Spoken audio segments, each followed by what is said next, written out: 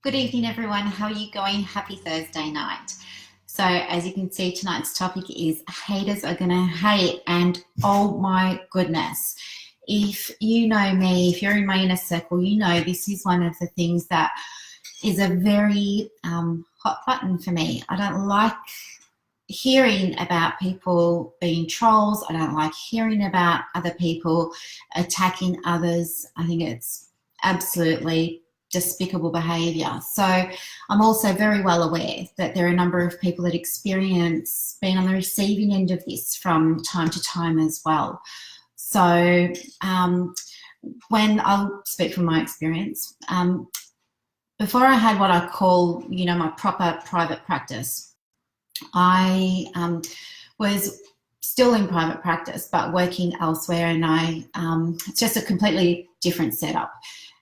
When you're based at a medical practice, usually as a therapist, you've got an ongoing stream of referrals, and I used to think that that was having a private practice until I realised that it wasn't. Having a private practice is being away from a referral base, and when you do that, when you take that step away into the unknown, you don't know how it's going to look. It's scary. And anyway, you realize very quickly early on that you lack skills and you lack business skills. And so there's a lot of things that you need to do. Fortunately for me, I was very, very lucky to meet some people who were good at business.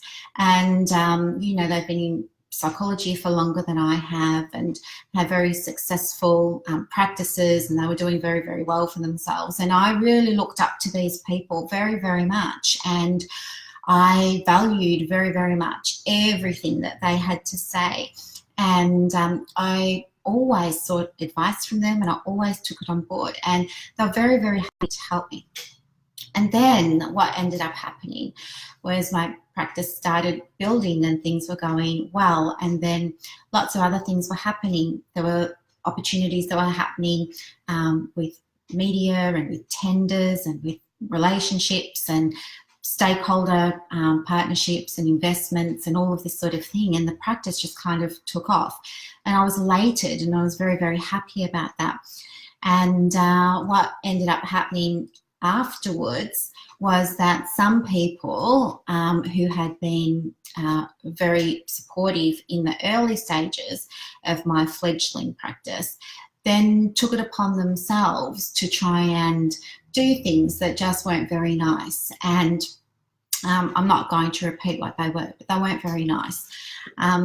Anyway, at the time, I guess, because I was so caught up with it, I didn't really understand what was going on, and I didn't understand the motivation for it, but I do now.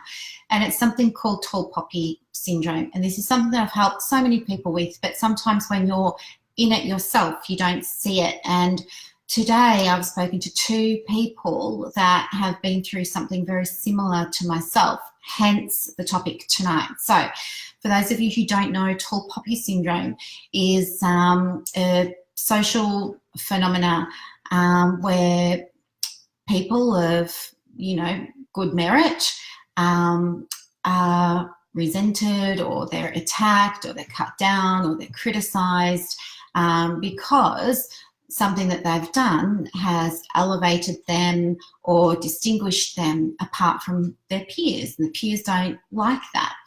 So how do you handle it? If you find that you're on the receiving end of this, easy, I'll tell you. Number one, don't give it any airtime, because all you're doing is just upsetting yourself. These people don't care. Don't waste your energy. Just ignore it. Let the rest of the world see the type of people that these are. And, that speaks for itself. And you know what it's like to read something horrible that somebody else has written. It doesn't necessarily make you think any less of the person it's been written about, but you certainly think about the person who wrote it. So let their writing on the internet or social media, for example, speak for itself. You don't need to.